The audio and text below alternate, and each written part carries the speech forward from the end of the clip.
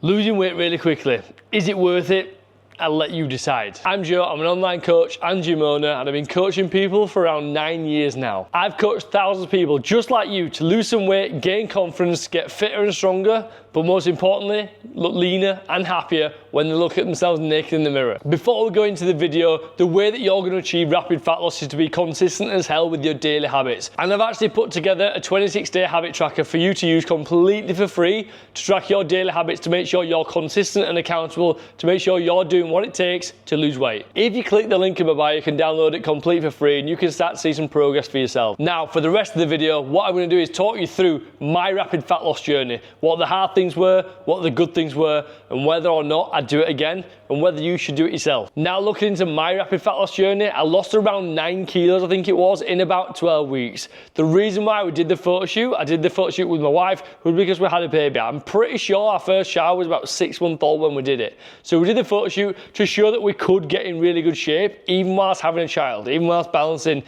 poor sleep, having to look after a child, and not being able to fully commit just 24/7 in the gym. We wanted to show that it could be done, and we did it. So let's start off with the bad things. A lot of the time, people don't really talk about the bad things when it comes to rapid fat loss. They talk about the benefits, and you see visibly the benefits, and people don't really notice there's other bad stuff that comes along with this. They just see the glamour of you having abs, they see the glamour of the muscles, or the tone, the definition, and they think, I'm going to do that. But they don't take in consideration there's quite a lot of stuff that's quite hard doing it. And truthfully, this is why most people fail, because they can't stick it through. So first of all, energy was low. As I said, we just had a baby, so sleep wasn't the best. But you do find when calories start to come low, your energy comes down with it as well. You've got less energy to go get your steps in, less energy to push yourself hard with cardio, less energy to train. You don't want to do it, and that brings your motivation down as well. But you will find you'll get to the end of the day, and you're pretty much just not speaking to your partner. You sit on the sofa next to each other and you've got no energy or no mental capacity to actually have a conversation. It is hard work and it's not really pleasant. And I was very fortunate my wife is doing this with me, so we got it, we knew it, we both had the same feeling. Whereas if you and your partner aren't going through it together,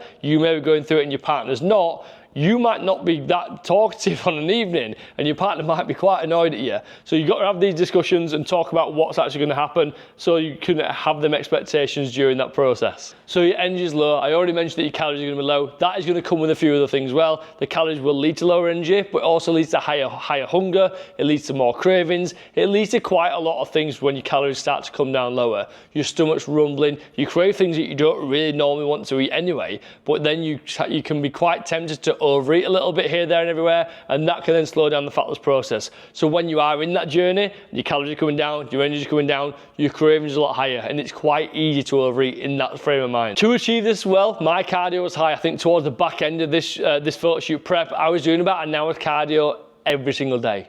And this is all balanced around, again, poor sleep, childcare, running 2 businesses. I had loads of stuff to do and I still had to train 5 days a week, and I started doing an hour's worth of cardio every single day. It was hard, it was taxing, fatiguing, and so time consuming. I couldn't wait to get to the end of it, but it paid off and I got to the result I wanted to get. So that's something I mentioned there, working it around work. I ran 2 businesses, I still run 2 businesses. I run a gym and I run my coaching business where I coach multiple people. I had to make sure all my clients had what they needed. I had to make sure the gym was running well, and for me to manage my own personal goals well. And it is taxing. Mentally, you don't really want to do stuff, you just want to chill out. You mentioned that energy is quite low, and you do just want to chill and not really do very much, but you've still got to function, you've still got to get stuff done, and you've got to make sure that your business is running well, your family's operating well. You've got to make sure that everyone for me, clients, members, everyone is happy and taken care of, whilst I'm still taking care of my own goals as well. And it's quite hard to balance that. You're spinning a lot of plates all the time. So if you find that you are struggling, work is very stressful and very demanding, it might be very hard for you to go into some sort of rapid fat loss prep. I also found when I did mine, I had a very, very little social life. Me and my wife used to go out for meals every single week, and they gradually reduced to the point where it wasn't really worth going out for meals. It wasn't worth going out for drinks or anything like that, because we literally didn't have the energy or didn't have the calories to go and do so. It just wasn't gonna be worth it for us. If we had an amount of calories where I think mine dropped down to as low as 1,800 calories towards the end of the prep, I didn't have enough calories to go and eat eat what I wanted to at a restaurant, because that meal alone could have come out more than 1,800 calories. It just wasn't worth it to me. I'd have had to suffer and pull back calories all week to make up for that, meaning I'd be even more hungry through the week. It wasn't worth it. So when calories are low, your social life is sacrificed with that as well. If you're enjoying this video so far, maybe you find it useful, or you're just interested in rapid fat loss, drop me a follow on Instagram, because I post all my clients' transformations, all their results. I post all my own personal progress, and I post multiple fitness tips every single day. Now let's get into the good stuff, because there's got to be some good stuff about losing body fat, surely. And there is, because if there was no good stuff, people wouldn't do it, would they? Let's be fair. So first of all, for me, my confidence was through the roof. When I was at my leans, I used to look at myself in the mirror and just feel like, wow, I felt like an Adonis. I probably didn't look it to some people, but I felt absolutely amazing. I could look at myself and just smile straight away.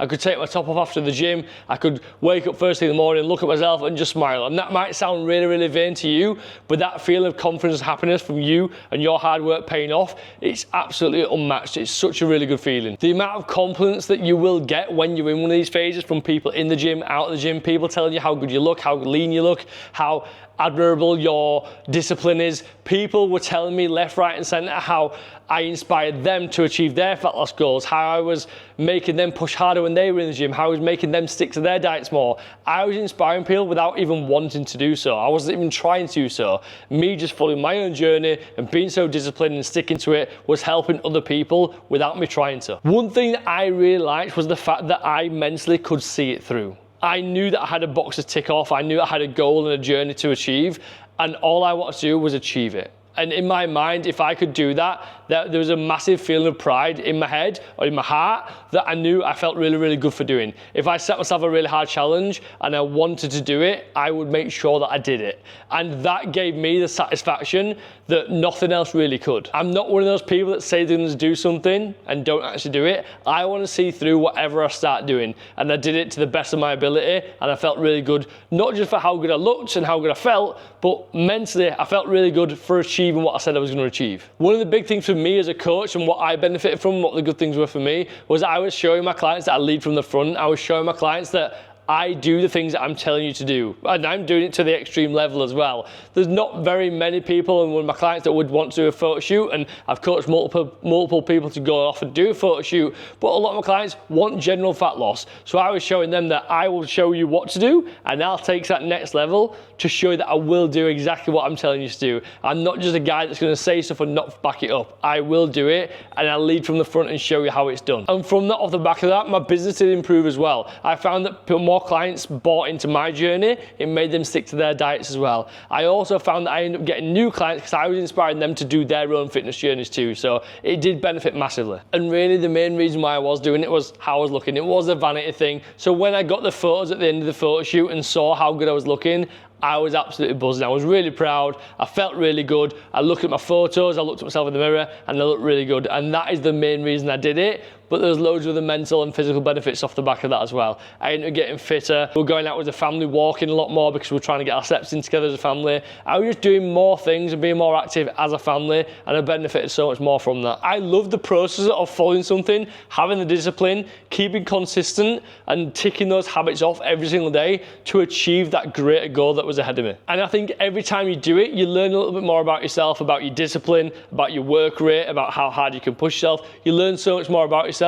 This year, if I do one again, my life is a bit different. I've had a second child this time around, so next time I do one, it will be a lot harder. At some point on YouTube, I will document me doing another one. But the question is, should you do it? That's a question that you need to answer. Should you do it, and would it be worth it for you to do? You might want to do it just to get in really, really good shape, and maybe so. You might want to commit to it. The question will be for yourself, can you stick to it? Can you see it through to get yourself to a point where you are super lean and you've achieved that rapid fat loss and you've lost plenty of weight in a short period of time to achieve that? The thing you've got to think about at the back of that is, can you maintain that, or are you going to balloon up and gain weight massively after it? And that's where you've got to look at reverse dieting back out of your fat loss phase. And I have previously made a video about that, about how you can reverse diet out of a diet phase and why the diet after the diet is the most important diet that you'll do. But the first things first is you need to start with being consistent and consistently ticking those habits off. So if you want to get started and download my free habit tracker, click the link in the description, start tracking your habits, start being consistent for the next 26 days and see how you get on.